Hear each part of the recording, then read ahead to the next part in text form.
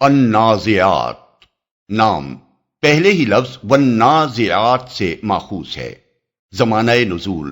حضرت عبداللہ بن عباس کا بیان ہے کہ یہ سورہ نبا اما یتساءلون کے بعد نازل ہوئی ہے۔ اس کا مضمون بھی یہی بتا رہا ہے کہ یہ ابتدائی زمانے کی نازل شدہ سورتوں میں سے ہے۔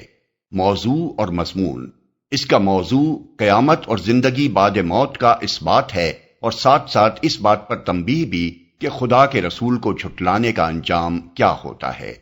آغاز کلام میں موت کے وقت جان نکالنے والے اور اللہ کے احکام کو بلا تاخیر بجا لانے والے اور حکم الہی کے مطابق ساری کائنات کا انتظام کرنے والے فرشتوں کی قسم کھا کر یہ یقین دلایا گیا ہے کہ قیامت ضرور واقع ہوگی اور موت کے بعد دوسری زندگی ضرور پیش آ کر رہے گی، کیونکہ جن فرشتوں کے ہاتھوں آج جان نکالی جاتی ہے انہی کے ہاتھوں دوبارہ جان ڈالی بھی جا سکتی ہے، اور جو فرشتے آج اللہ کے حکم کی تعمیل بلا تاخیر بجا لاتے اور کائنات کا انتظام چلاتے ہیں، وہی فرشتے کل اسی خدا کے حکم سے کائنات کا یہ نظام درہم برہم بھی کر سکتے ہیں اور ایک دوسرا نظام قائم بھی کر سکتے ہیں۔ اس کے بعد لوگوں کو بتایا گیا ہے کہ یہ کام جسے تم بالکل ناممکن سمجھتے ہو، اللہ تعالیٰ کے لیے سرے سے کوئی دشوار کام ہی نہیں ہے جس کے لیے کسی بڑی تیاری کی ضرورت ہو۔ بس ایک جھٹکا دنیا کے اس نظام کو درہم برہم کر دے گا،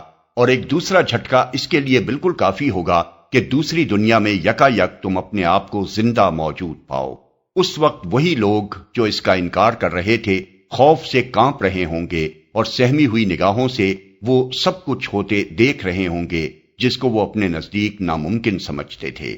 پھر حضرت موسیٰ اور فرعون کا قصہ مختصراً بیان کر کے لوگوں کو خبردار کیا گیا ہے کہ رسول کو جھٹلانے اور اس کی ہدایت اور رہنمائی کو رد کرنے اور چال بازیوں سے اس کو شکست دینے کی کوشش کا کیا انجام فرعون دیکھ چکا ہے۔ اس سے عبرت حاصل کر کے اس روش سے باز نہ آؤگے تو وہی انجام تمہیں بھی دیکھنا پڑے گا۔ اس کے بعد آیت 27 سے 33 تک آخرت اور حیات بعد الموت کے دلائل بیان کیے گئے ہیں۔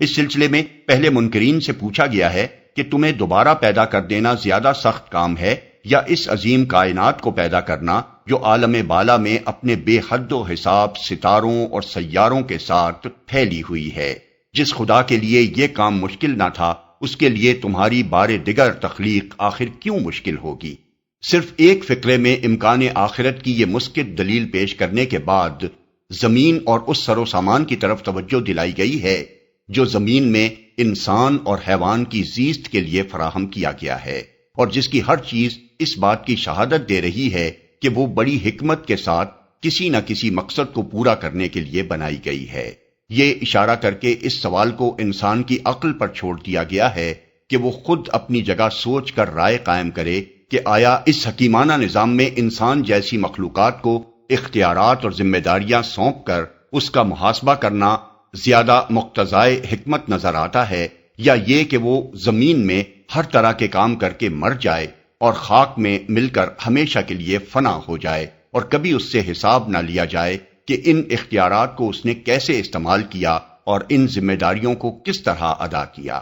اس سوال پر بحث کرنے کے بجائے آیات 34 تا 41 میں یہ بتایا گیا ہے کہ جب آخرت برپا ہوگی تو انسان کے دائمی اور ابدی مستقبل کا فیصلہ اس بنیاد پر ہوگا کہ کس نے دنیا میں حد بندگی سے تجاوز کر کے اپنے خدا سے سرکشی کی اور دنیا ہی کے فائدوں اور لذتوں کو مقصود بنا لیا، اور کس نے اپنے رب کے سامنے کھڑے ہونے کا خوف کیا اور نفس کی ناجائز خواہشات کو پورا کرنے سے احتراز کیا۔ یہ بات خود بخود اوپر کے سوال کا صحیح جواب ہر اس شخص کو بتا دیتی ہے جو ضد اور ہٹ دھرمی سے پاک ہو کر ایمانداری کے ساتھ اس پر غور کرے، کیونکہ انسان کو دنیا میں اختیارات اور ذمہ داریاں سونپنے کا بالکل عقلی، منطقی اور اخلاقی تقاضا یہی ہے کہ اسی بنیاد پر آخر کار اس کا محاسبہ کیا جائے اور اسے جزا یا سزا دی جائے۔